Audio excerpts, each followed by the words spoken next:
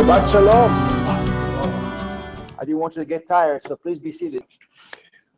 I have a personal question.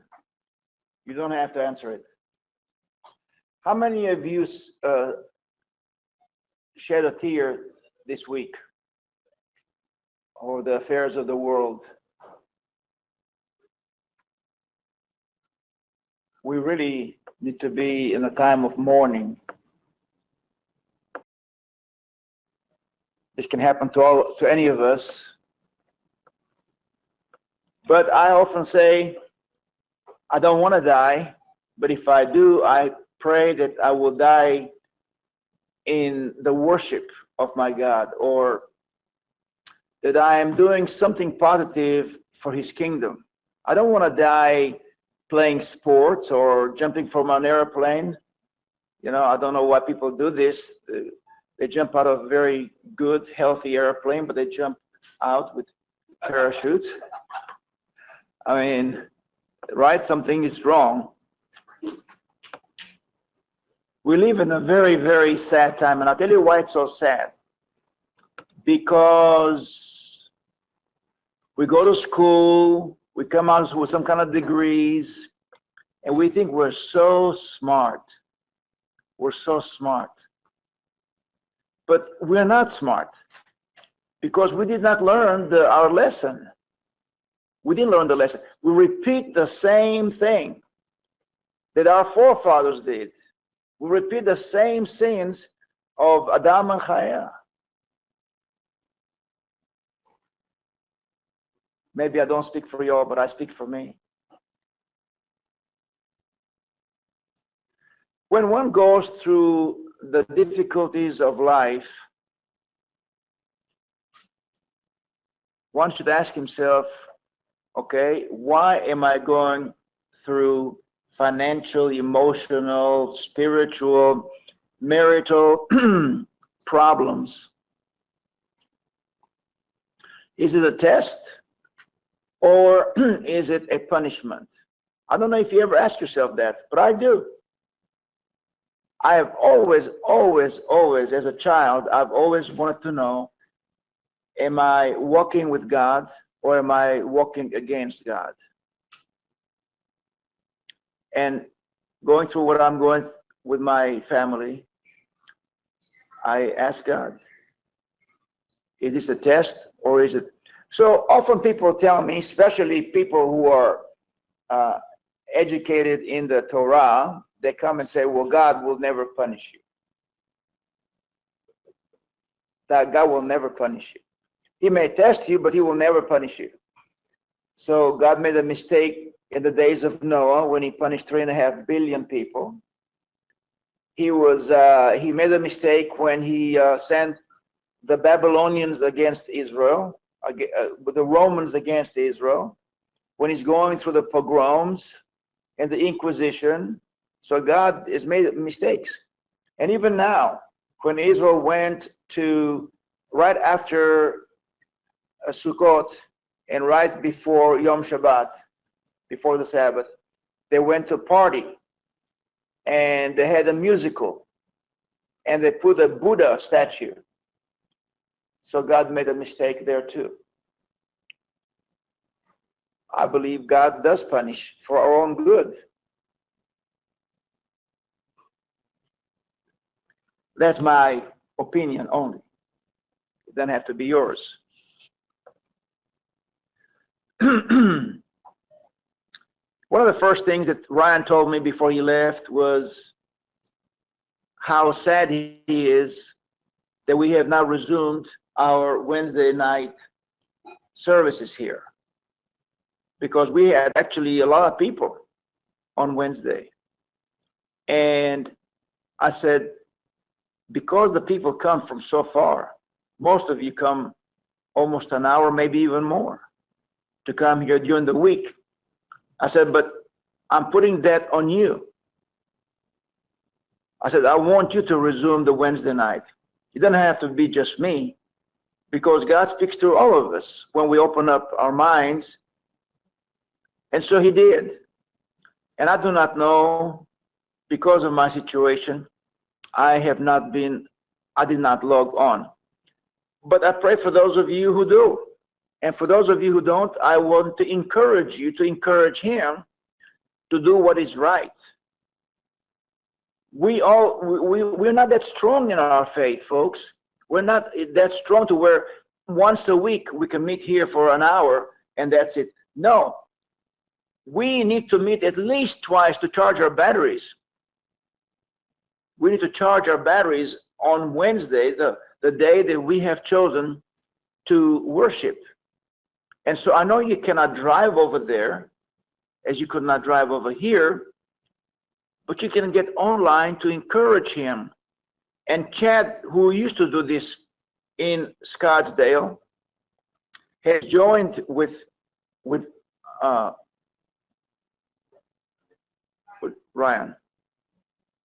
I almost called him Brian. So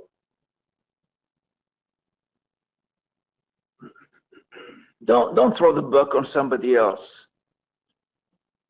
Don't say, well, Moshe, he joins Ryan, so that's good enough for me. No, Moshe will do his part. You need to do your part. You are not strong enough in the faith to where you think once in Shabbat. You need to join the group, to encourage him, to get involved in the conversation. Like we do here after Shabbat, we open up a dialogue, but we are not as involved as what we should. And what Ryan, I understand he does, he actually reads the portion. He gets you all prepared for Shabbat. This portion is called Pinchas, mouth of brass. He has ended the plague devastating the Israelites while they were seduced into idolatry by the Moabites and Midianites women. Pinchas, his reward for his zealotry, was given a covenant of shalom, a covenant of peace. The word, if nachas, is bronze in Hebrew, from nechoshet, bronze. But also, it speaks of pana, from pene, pana, to face, to turn, and chasa, chasa, to cover, to flee or seek refuge. He was the one that was given to him the covenant of shalom. So you ask, you want to learn Hebrew? Well, I'm giving it to you. Every Shabbat, I try to give you a word that is relevant to the study.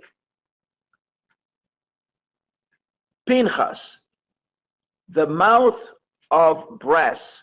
Why not the mouth of gold? Because it's not talking about the righteous and the holy.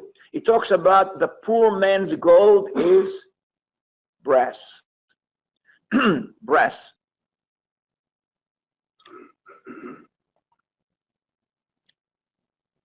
From Numbers 25:12, he was given a lasting priesthood.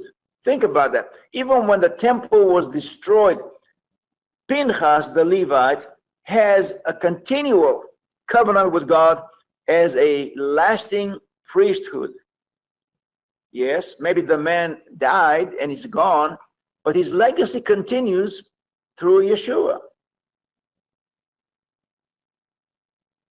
I want to address a little bit more about Yovel. As I've referred to you many times, that Yeshua has many attributes. You may call them names, that's fine. But you've seen either shows or in small towns where you see that there's a person behind the desk. He works for the motel and he will assign you a room and he will be also the one who will carry your suitcases to your room. And then you'll find him, he's in the kitchen cooking for you, or he's serving you. One of those people that cannot afford to hire, and he's always changing his hats to something else. Well, that's Yeshua. Yeshua is that person who changes all the hats that were necessary for his bride. He loves his bride. He doesn't want anybody else to serve her. He wants to die for her. He wants to resurrect her. He wants to lead her through the desert.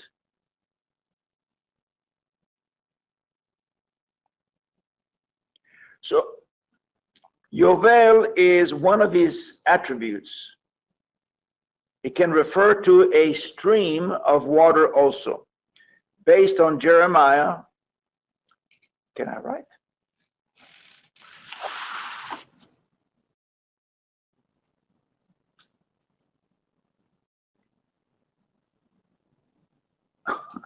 Okay. Okay. So we have Yovel. All right. So when you know that Yod is possessive, like El is God, and then you have Eli. Anytime with an E in the end is possessive. Throughout the whole Torah portions, you will find that the Yod represents God. And if you look at our chart here of all the letters, all of them are extended to the bottom line. So you have 3 lines. You'll find all of them touch the bottom line, which represents the earth, earthy. So Aleph is like a leader, a general. House. Heaven does not have a house, so it definitely talks about this planet Earth. Gimel is a reward. Dalet is the door. Hey is the breath, on and on. But Yod is the only one that does not touch the line at the bottom, because it is spirit. It is the wind of God who comes from heaven, and he does not reside here on earth. It's the only letter. So it's one of those letters that in rabbinics, they will call it Adonai, Lord. So if we really believe that this is true, then we find those 2 letters of here is 3 and 2 equals to 50, which is Yovel. So it gives you right there from the very word Yovel is that God is our Jubilee, our Yovel. And if you have questions on that, remind me when we sit down where I can exchange and give you a little bit further.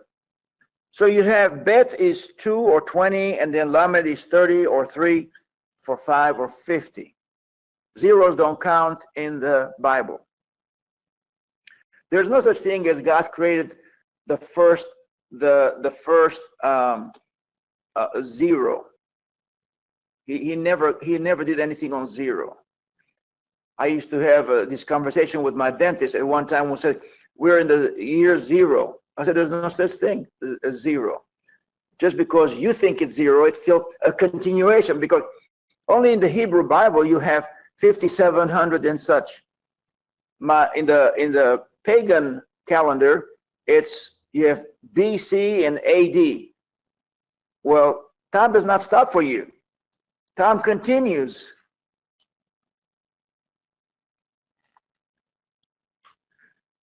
So I want to refer you to Jeremiah 17:8 and also to the famous Psalms 1:1-2. And it says this: He, God, shall be like, for the believer who follows God, God is going to plant him. And listen to this: he shall be like a tree planted by water, sending forth its roots by a stream. The word there is Yovel. The very stream is Yovel. It does not sense the coming of heat. and its leaves are ever fresh. It has no care in a year of drought, and it does not cease to yield fruit, which reminds us of the trees in the garden. They never cease to bear fruit. Unlike our trees here that has a seasonal for apples and lemons and so. This tree by the rivers of water that represents in the garden never ceases to give fruit. Man is compared to a tree, like a tree with roots firmly set in brooks of water. When we are anchored and in tune with God's commands, we're able to flourish even when subjected to adverse conditions. Yovel represents just such a returning to the roots of Torah, reconnecting with what is most essential in our lives. There's two things that keeps me from where I am. And I never, ever told you or anybody else in my life that I am your example. I'm not your example. I sin just like anyone. I'm not holier than anybody, and I'm not more righteous than anybody. I'm just a human being who's striving for closeness with God. That's all I care about. And I believe that I have gone through the most difficult time of my life with the loss of my firstborn. And with my condition right over 2 years now with my wife, the only thing that sustains me is God. He is my daily bread. I start the day. I shed many, many, many tears. Not feeling sorry for myself, but just want to be close to my God.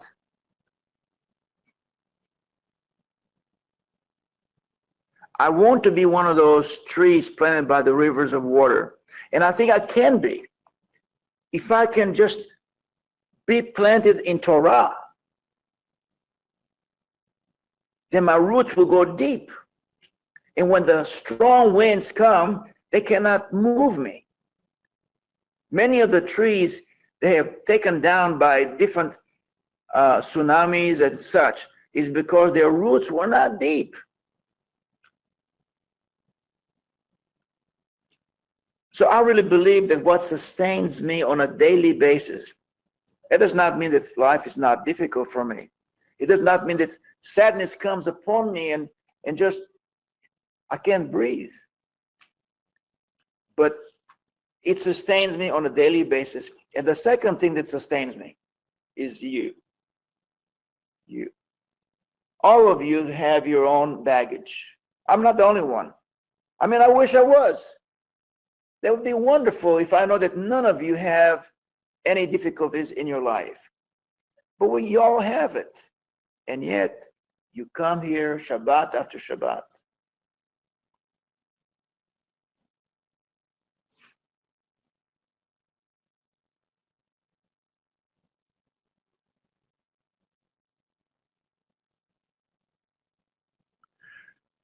Yovel or Jubilee, of course, speaks of 50. It's commemoration. We have Memorial Day in America. We believe it has to do with those who gave their lives for us in memory. But what do? Do we get sad about them? No, nobody gets sad about those people who suffered and gave their lives for us. No, we have barbecue, we have beers, cold beers. We have fun. We have the greatest time of our life for those who gave their lives. Of course, I think differently.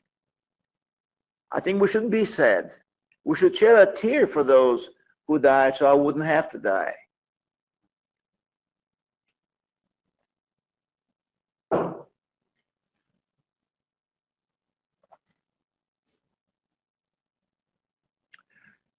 Yovel referring to the 50th year in the sabbatical cycle, when fields and properties in Israel were returned to their original owners.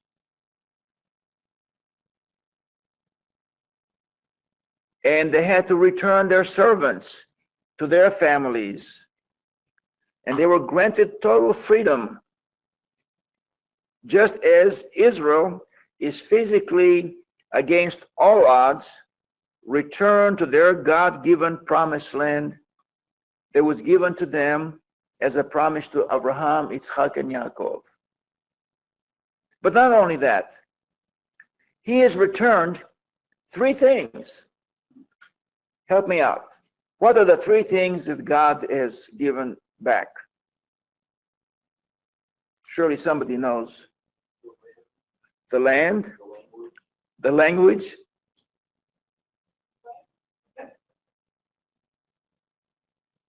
and the people. Okay, so the people, most of them were born outside of Israel, and they returned back home. The three most important things in any civilization is homeland, the people, and the language. Otherwise, they'll be like in Babylon. They'll be confusing with different languages. But the one single person with a very severe pneumonia in his life, skin and bones, came from Russia and restored against all odds. All the rabbis of the day have resisted him. His name is Eliezer ben Yehuda. Beautiful, strong names. He lost his first wife on pneumonia, and he married her sister. He himself has suffered with pneumonia for most, and he single-handedly, against his own people, against his health, he restored our Hebrew language today.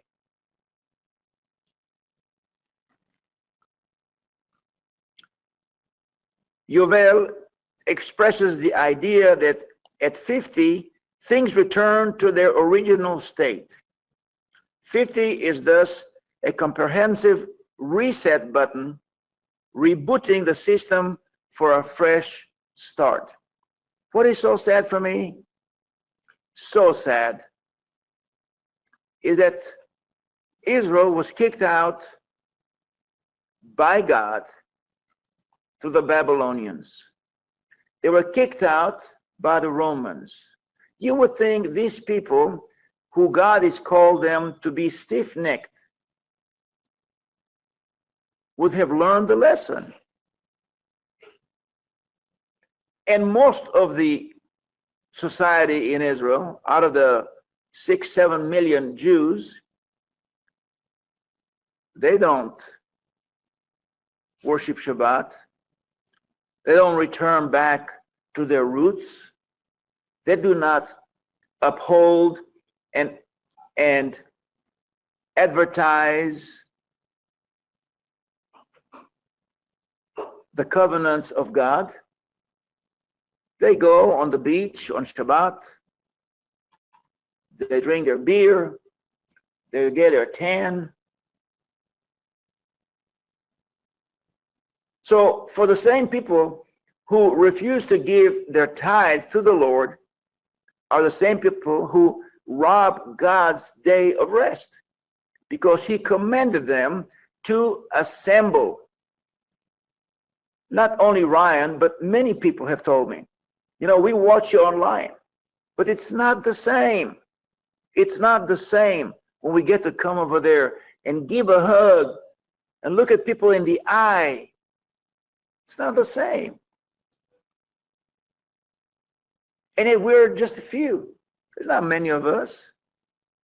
You ask the people, why don't you come and join us? Oh, it's kind of boring. You don't dance. You don't tell a story that kind of make us, No. You're talking about the Torah all the time. It's getting boring to us. We go to places where we get entertained. Well, it's not a nightclub, folks. This is a school of hard knocks. If this place does not change your life for the better, That's it. Where are you going to find it? Let me know. Catholic school, Christian school. Please tell me where can you get teachers who will correct your life and tell you what thus says the Lord. If you find it, let me know. I'll go with you. Remember, I spent 50 years of my life going to different churches and synagogues, and I have not found any. Everybody's trying to entertain, to bring a ha-ha-ha moment.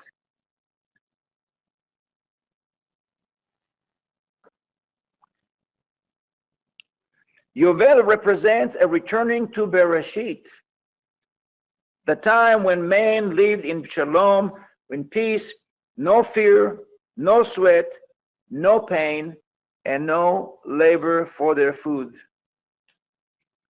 At 50, the body starts to weaken, but is also much wiser, or should be. We have experienced marriage, children, and now we have grandchildren. We have a reset. What is the reset? Well, hopefully that you learn my lesson, and that is what you could not learn raising your children. You have a reset. You have a chance not to raise your grandchildren.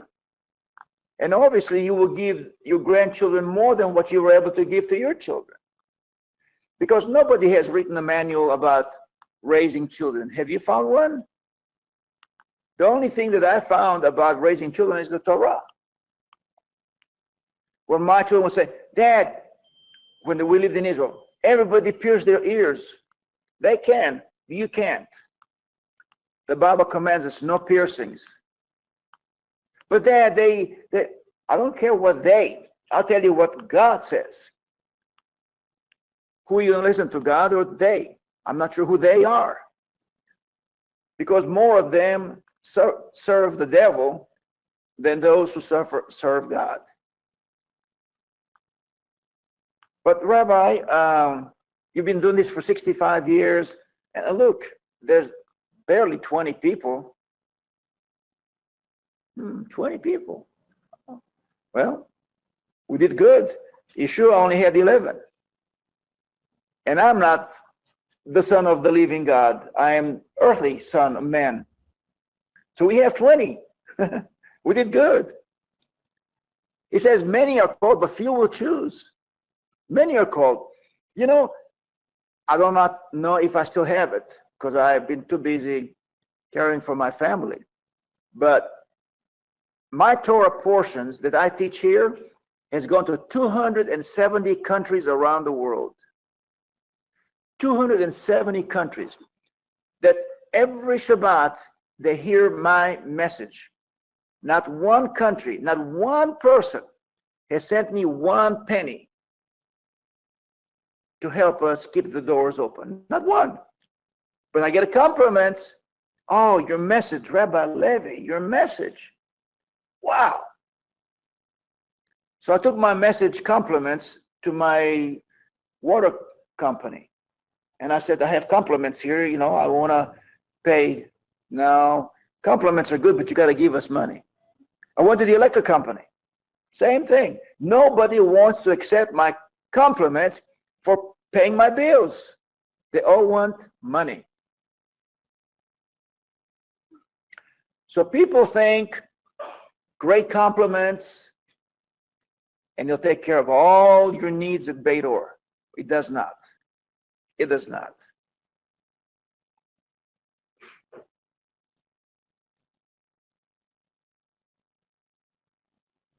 Wisdom teaches to know where you're going and how to get there.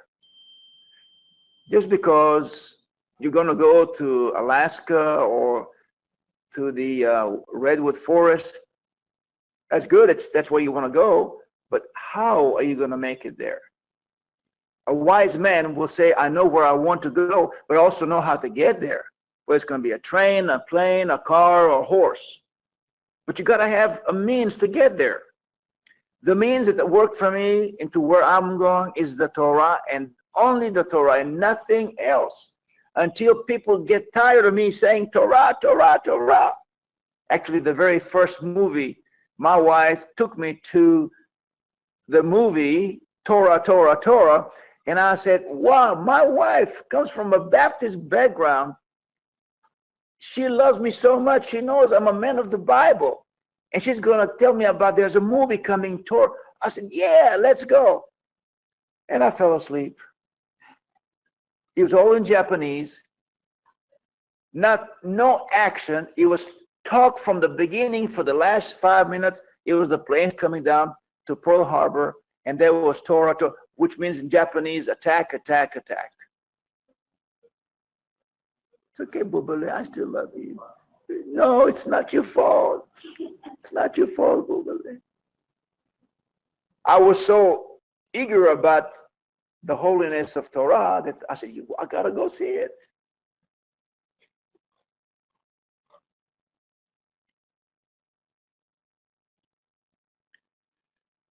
Moshe never looked back at what he had already done.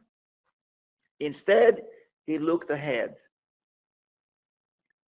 He looked at what else needed to be done before his time was up. Many people live in the past. And that's okay, because the past will teach you maybe something about the future, because you learned your lesson and hopefully you're not going to repeat it. But unfortunately, the scripture says that many, like the dogs, have returned back to their vomit. I didn't write that. You'll find in the scriptures. Yeshua said that many who have come to the truth have left the truth and returned back to their vomit.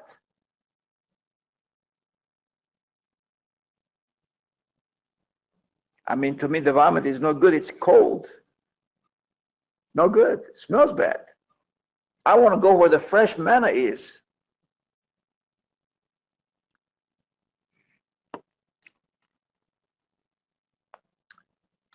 I'll tell you a story, true story.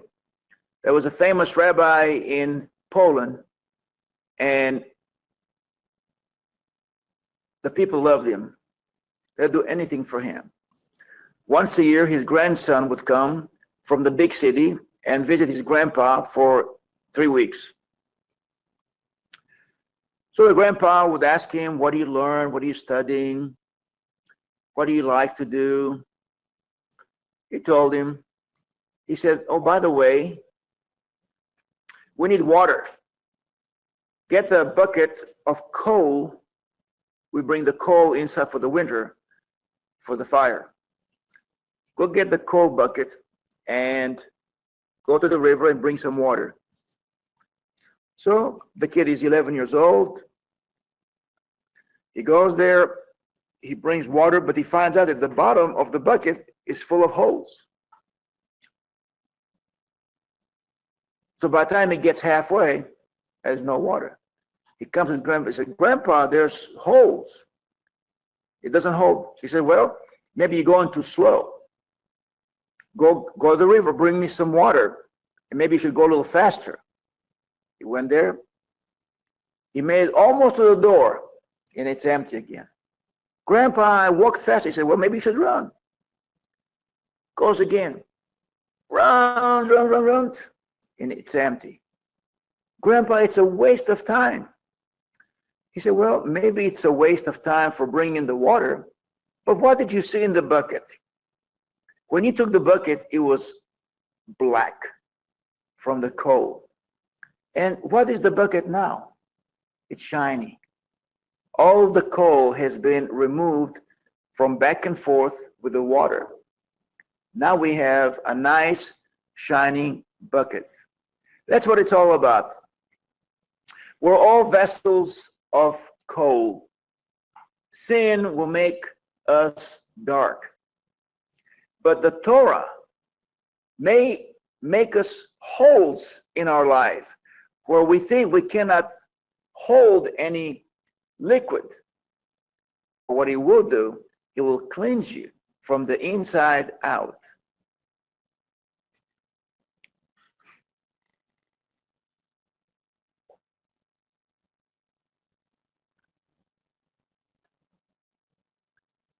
Anyone who looks at what needs to be done is young in mind. Whoever looks back at what he did prior will always be old because he lives in the past. Why will the people perish? Huh?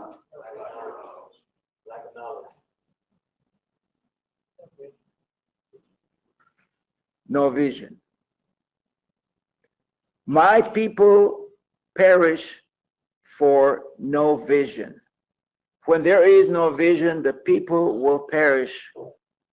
Israel lost their vision, folks. They lost their vision the first time, the second time, and even now the third time. Now, while they're not going to be removed from their land, but there's another punishment coming to them. And I'm not talking about October. I'm talking about the final battle that will be against Israel, what I believe to be nuclear. And why? Because they have vision. Please, if I ever beg of you, it is now. Don't lose your vision. Keep your eyes on Yeshua. Don't look at Hollywood. Don't look at me. Look at what the Torah has for you. It is a personal love letter from God for each and every one of you. It's what God is writing for you. Guard my Shabbat. Guard my mitzvot. Love your neighbor. Love is not sexual. Love is sacrifice. Loving your neighbor is like sacrifice their needs. We've done it many a times. Being a very young kid, I don't know, 4 or 5 years of age, we would travel on the bus from Tel Aviv to Jerusalem, and then we had to walk for the next 4 miles, and it's raining pour rain. And there was an area, if you know where King David Hotel is. Jim, did you go there to King David Hotel? Jim? Did you go to King David's Hotel in Jerusalem? Have you seen it? Where the YMCA is? Yes, I've seen it. Yeah. So you know to go there, there's a little dip going up. When it rains heavy, the water comes down at least 3-4 feet deep. And here my father put my young sister on his shoulders, and I'm just drowning. I know about drowning many times, Yecheskel. And the water is trying to sweep me, and I'm just fighting. And my father says, stop babying yourself. Hop and jump at you. So I did. I was soaking wet. Where did we go? To the synagogue. We went to worship God. Many would say, oh, I didn't go to synagogue today. Why? Well, it was raining. And yeah, it was raining. It was 3 foot of water. Well, you become so soft that you're afraid to get wet. What do you think happened in the days of Shaul? 3 times a year he would make a very difficult journey. 3 times he drowned. He was left for dead. He was found on the beach. They said he's dead. 3 shipwrecks to go to Jerusalem. But here in America, oh, you know, if the air conditioner doesn't work very well, I'm not going. If they don't have water, I'm not gonna go. You need to toughen up, folks. Toughen up. Hard times are coming. Hard times are coming. Unless God takes us early, the hard times are coming. There's going to be a lack of food, lack of water. We're going to have hostile people outside with machine guns and grenades and all kinds of things that you would say, is this America or is this other place? No, it's America. America that has been wished to be like Europe has fulfilled their desire. Got plenty of time because that clock is not moving. Okay.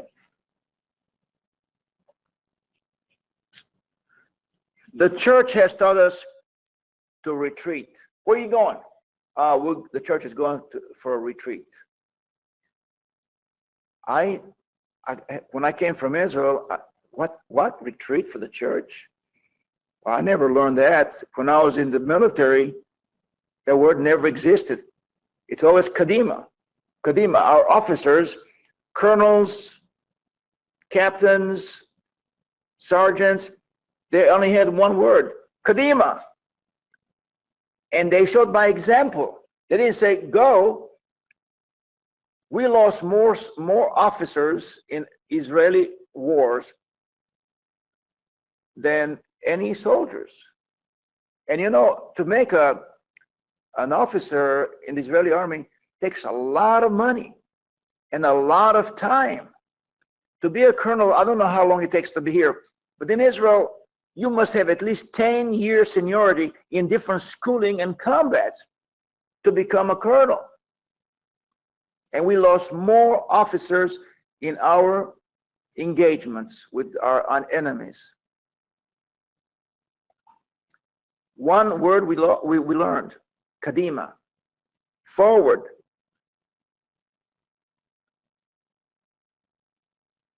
Now, if we really believe that we are serving in God's army, should not the military, the armies of God, be stronger than the ones here? And if we serve in God's army, where do we learn about retreat? I didn't. One thing about what I learned in my life is whether it's combat, whether it's a street fight, never back down. I always charged. It doesn't matter if you get beat up to the floor. There was a time when there was a young bully who was 8 years my senior. He was a boxer, and I was a kid. And he picked on me for some reason. He beat me to a pulp. I kept falling down, and I get up and I charge him. Boom, boom, boom, boom. I get up. He says, stay down. No, you have to kill me. This is my style. I'm not saying you should. If you can have a chance, run. But that's not what I taught myself. You got to charge. Numbers 21:9. And Moshe made a serpent of brass and put it upon a pole. And it came to pass that if a serpent had bitten any man, when he beheld the serpent of brass, he lived.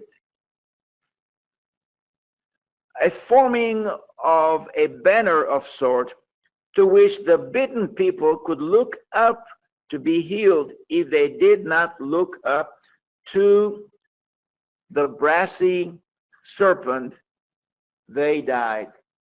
I believe it's a metaphor of Yeshua, who took the role of Pinchas, the mouth of brass, the mouth that speaks what was spoken on the tree. When Yeshua cried out to his Father, my God, he said, kill them for hurting me. Right? No? Oh, what did he say? Forgive them. Forgive them. Could you do that? I don't know. I don't know that I could. But that forgiveness that Yeshua gave to his Father is the one that sustained us till today.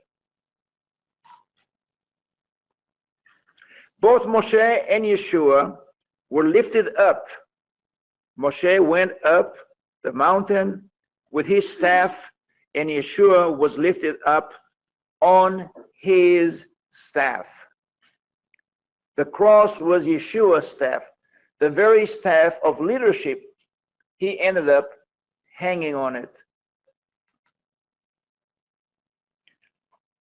That serpent that began all of this in the garden is the one that was nailed on the tree.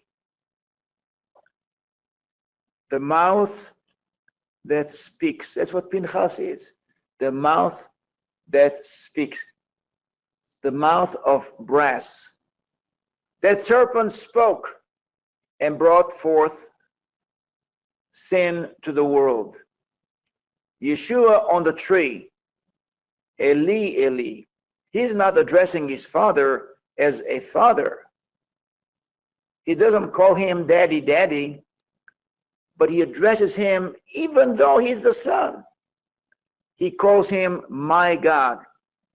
Today, children call their fathers by the first name, and they hit them on their back and showing no reverence, because the fathers has started this by calling them buddy. Buddy here and buddy there. Well, that veil of respect is gone. And once you get it, you cannot go back to it. It's like a friend of mine who took his girlfriend and tried to teach her things that she did not know. She never drank alcohol. He took her to the finest wineries. She never went out to eat. He took her to the most expensive restaurants in New York. He taught her all the worldly things.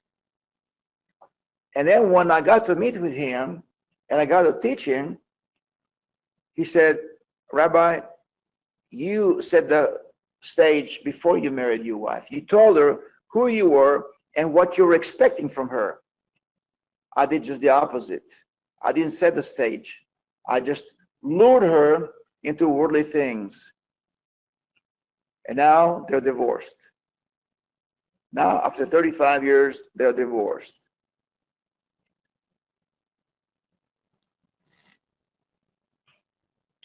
We can never say we did not know. We can never say that God did not set the stage for us as the bride. He taught us. He showed us. He gave us.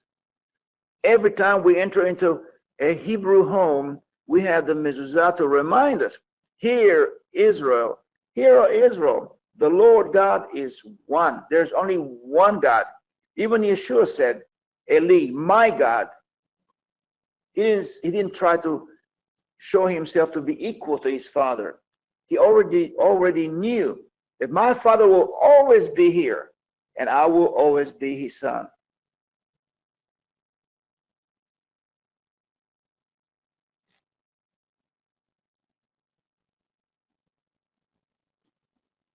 Brass speaks of the poor man's gold. Yeshua did not come for the rich or the righteous or the holy, but for the common man, for the sinner who cries out, I have been bitten by the snake. That's what we do. All of us are bitten by the serpent. We believe the lie.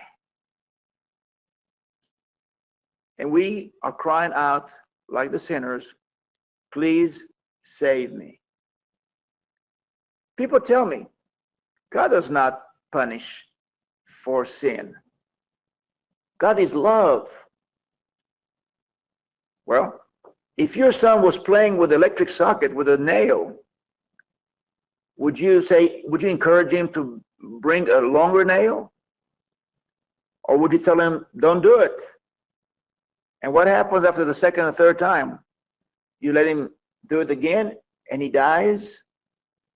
Or you're going to take the belt out and you have to use some force to teach them that life supersedes playing with nails.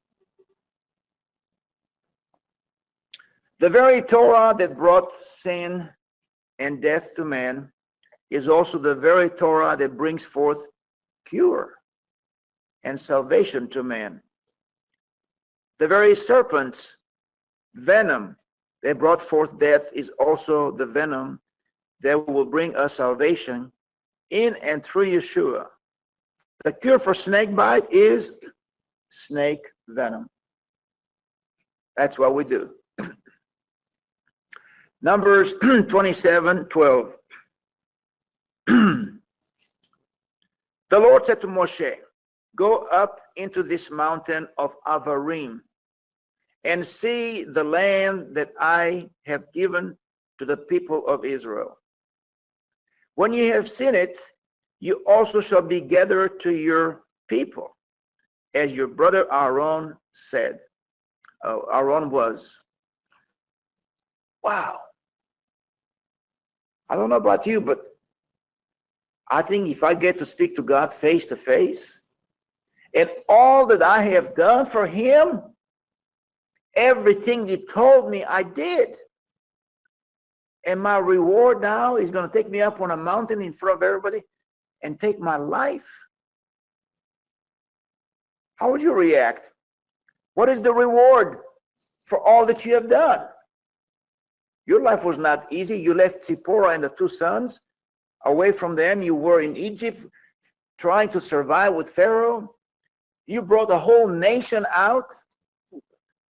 And the reward is, I'm going to strip you and I'm going to take your life. I don't know. You try to go to work for somebody and they say, now go home and clean my house, but there's no money. Will you go back to that job? But he did. Every time God called him, he did it. He didn't want to, but he had to yield.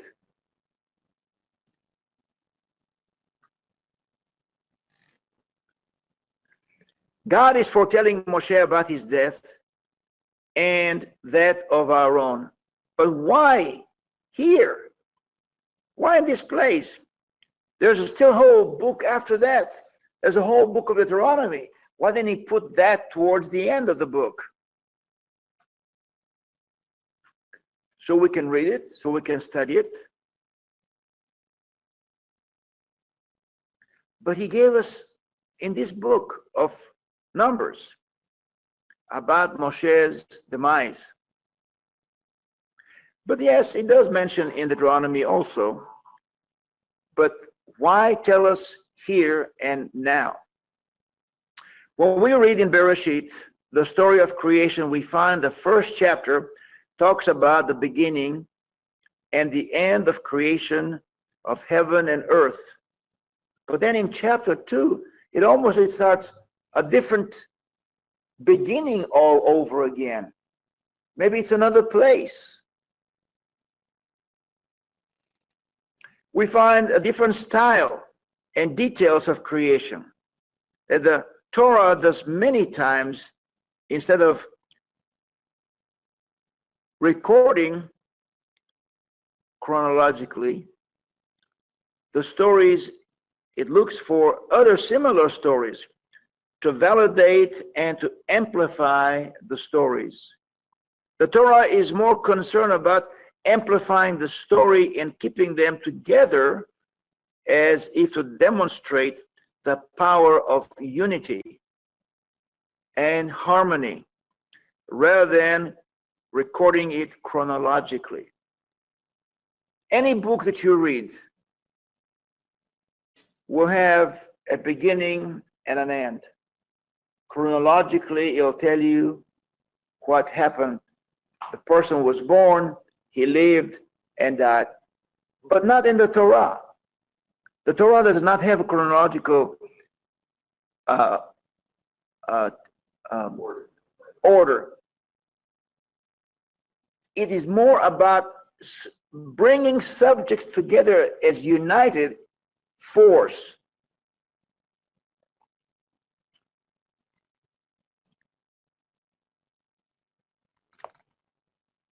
Number one, when we study the story of Pinchas, we find there is nothing in common with the death of Moshe. What does the death of Moshe have to do in the story of Pinchas? Instead, he talks about the bravery and ultimate reward for Pinchas' acts of righteousness, for killing two public sinners and thus stopping the plague on Israel. Here's another one. Here is his father and his uncle standing there in front of the tent where the act took place. And they didn't do nothing. Not even the righteous, holy Moshe did not stand up for righteousness. But Pinchas, the grandson, took a spear and took their lives. To me, that's a good question. Here is my father, the high priest of all Israel. Here's my uncle who spoke face to face, who brought the Torah down. And they're not moved by what Zimri did. Number 2, then comes the census of Israel tribes, where God commands Moshe to bring the census in a tribal manner. Number 3, followed by the legalistic narrative of the daughters of Tzalafhad, so to receive the inheritance of their father, even though they're not sons. They're not sons. The word Tzalafhad means sharpshooter. Sharpshooter. Number 4, followed by God's commands for Moshe to go up the mountain to die. See, none of these chronologically make any sense. Reviewing the different stories, we do not find any connection between them. But is there? Yes, the theme between all of them has to do with legacy. Legacy.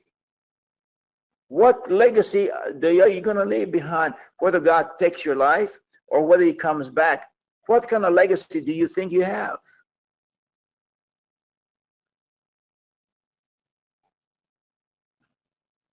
Or you went to war and you killed people, okay? Or you invented something and you made millions. Or you have 12 children into this world. So you fulfill the command of be fruitful and multiply. What legacy are you going to leave behind? Number 1, Pinchas from Numbers 25:12. Therefore, tell him I am making my covenant of shalom with him. He and his descendants will have a covenant of lasting what? Priesthood. So you say, well, yeah, but there's no priest today because the temple was destroyed. So somebody is wrong here. Somebody is wrong. It says that this priesthood is not connected and relevant to the temple. Oh, well, I agree with you on that. Pinchas is not around, but his legacy is through Yeshua. His legacy has gone through Yeshua and will be here until the day we go back to his father's house. Because he was zealous for the honor of his God and made atonement for the Israelites. I'm not asking you to be jealous, but I am asking you to learn to be zealous for God. There's a huge difference. Being zealous means that if you ever try to pick up somebody's wife, you're going to get in trouble with the husband. And you better find a husband that will protect and defend. That's not jealous. That's being zealous. Don't mess with my wife. And that is what Pinchas did. He was not jealous, but he said, you talking about my God? I'll kill you. I'll kill you. Even though many of the rabbis disagree, till today, they will tell you that he was wrong. What kind of teaching is that?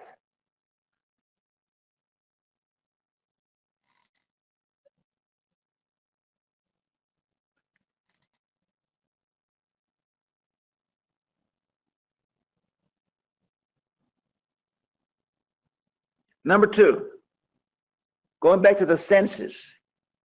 What is the purpose of the census? from Numbers 26:52. Then the Lord spoke to Moshe, saying, see, every time it speaks, it's clearly, God gave Moshe a dream, or he gave him a vision, or he pat him on the back. No. Listen to these words every time. And the Lord spoke, Diber, and the Lord spoke to Moshe, saying, among these, the land shall be divided for an inheritance according to the number of names. To the larger group, you shall increase their inheritance, and to the smaller group, you shall diminish their inheritance. Each shall be given their inheritance according to those who were numbered of them. What else comes to mind?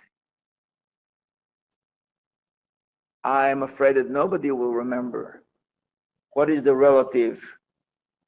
And I'll give you a hint. It was in the wilderness. What happened there? He said to take portions of manna every day. To who has bigger family, more. To a smaller family, to take less. See, manna has to do with portions. The land is a portion. He said to those who with big families, give them portion, larger portion of land. In the wilderness, for those with larger families, get their portion of manna.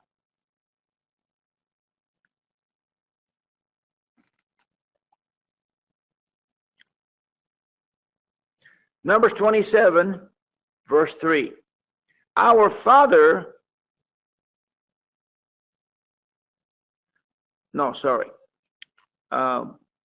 number 3. Right after the censuses, we find the story of the daughters of Tzalafhad coming to claim their portion. How dare they? Never in the history has ever been a girl to go there and claim the inheritance of their father, not being a male. But they were brazen. They did not want, not so much for themselves, but they didn't want their father not to have a legacy just because he didn't have a son. So they went to Moshe and he says, wow, I don't know. I never heard of that. So what did he do? He go immediately to the Holy of Holies in the presence of God. And he asked Yeshua.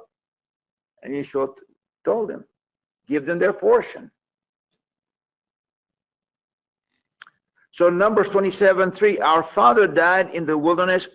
He was not among the Korah followers who banded together against the Lord, but he died for his own sin and left no sons.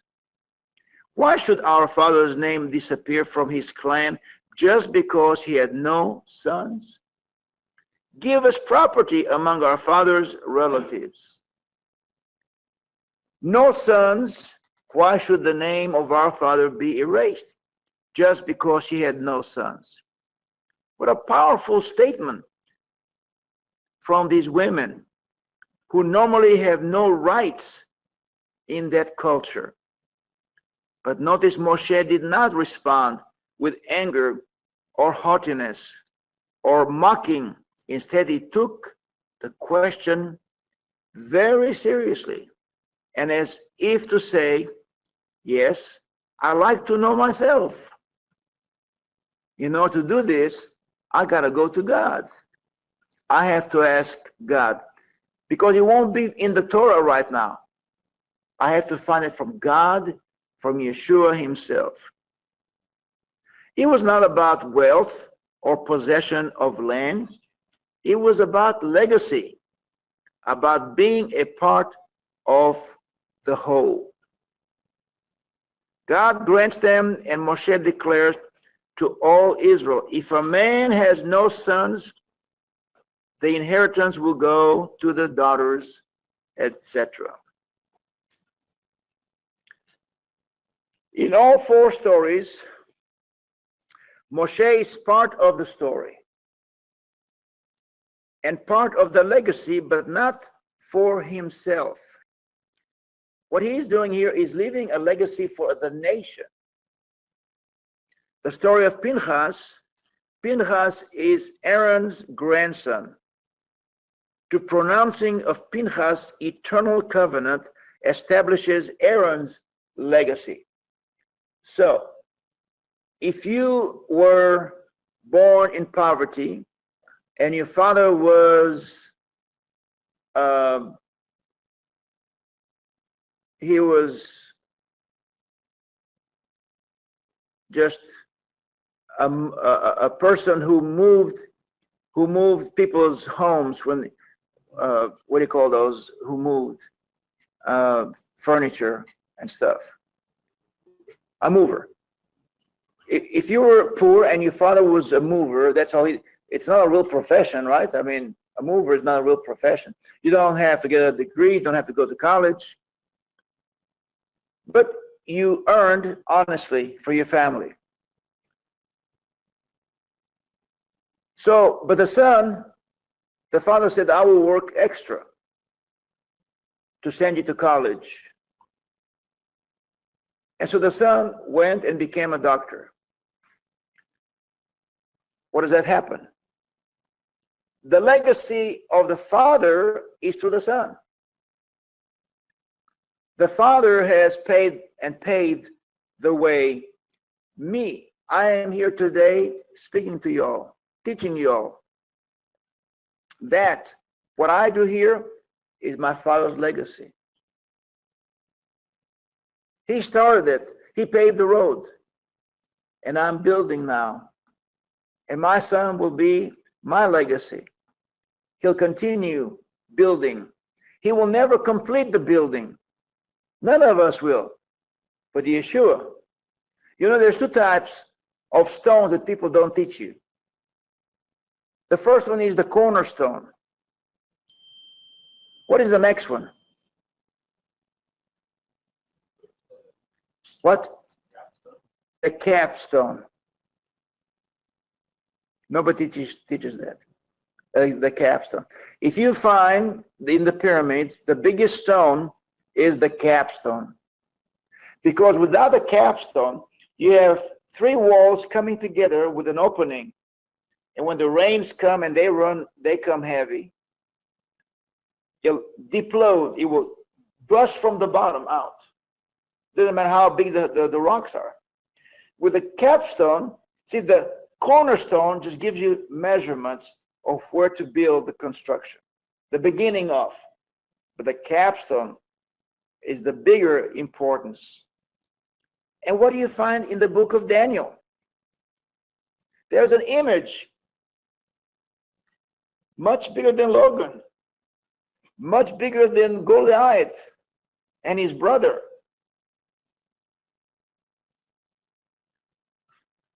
And what we find is in this image of Daniel, and what does it talk about? The different empires, Babylon, Medio-Persia, Rome,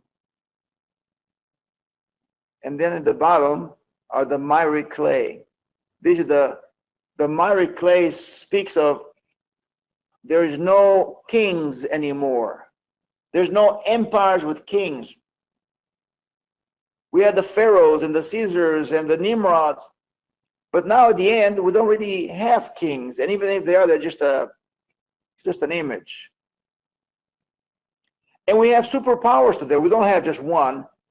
Russia, America, China, Pakistan with nuclear, all these are superpowers.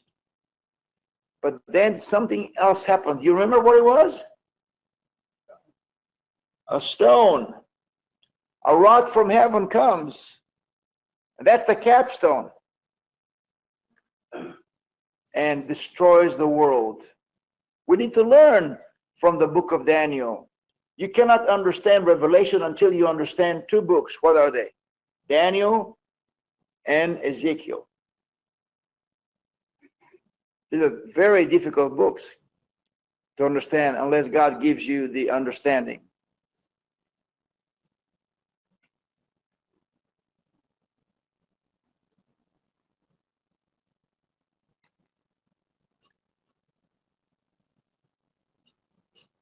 So number one, the story of Pinchas. Pinchas is the Aaron's grandson, and he gives his father the legacy of his priesthood. Imagine there was no other person with a blessing of shalom, peace. In the story of the census, we read in Numbers 26, it starts with, these also were Levite clans. Levite clans. The Libnites clan, the Hebronite clan, the Mahilite clan, the Mushite clan, and the Korite clan. Kohath was the forefather of Amram. The name of Amram's wife was Yocheved, a descendant of Levy, who was born to the Levites in Egypt, to Amram, and she bore Aaron, Moshe, and their sister Miriam. Eliezer, Aaron was the father of Nadav and Avihu, and they died when they made an offering before the Lord with unauthorized fire. I know that all of you have been, through interpretation, they call it strange fire, which throws you off. But to say that unauthorized fire makes a lot more sense. It's not foreign fire. The fire was good, but it was unauthorized. They were not invited by God to come. They took it upon themselves to come into the Holy of Holies. All the male Levites a month older, number 23,000. They were not counted along and among the tribes of Israel. They received no inheritance among them either. These are the ones who counted by Moshe and Eleazar the priest when they counted the Israelites on the plains of Moab, by the Jordan River across from Jericho. I know that when you go to visit in Israel and you want to be baptized, they will always take you to Galilee, where the Catholics have established, and for many, many years, people have done pilgrimages, and they went to be baptized in the River Jordan. But if you look at the scriptures, it tells you across from Jericho. And Jericho is not in Galilee. Jericho is right at the Dead Sea. So, even when you go to Israel and you want to be baptized, remember, don't let those people take you over there. If you want to be baptized where Israel was baptized and they crossed the Jordan. Go to where Yeshua was baptized across from Jericho. And that's where you can be baptized. It's right between the sweet and the salty water. Right at when the water comes into the Dead Sea. It's where he was baptized. And what does Yeshua say? I am the one who will give you water that you will never thirst. But you, he never told us to be the water that will never thirst. But you, he said, you are to be the salt of the earth. So between the water, the fresh water of Yeshua, and we being the salt, right there is where you want to be baptized. Shabbat Shalom.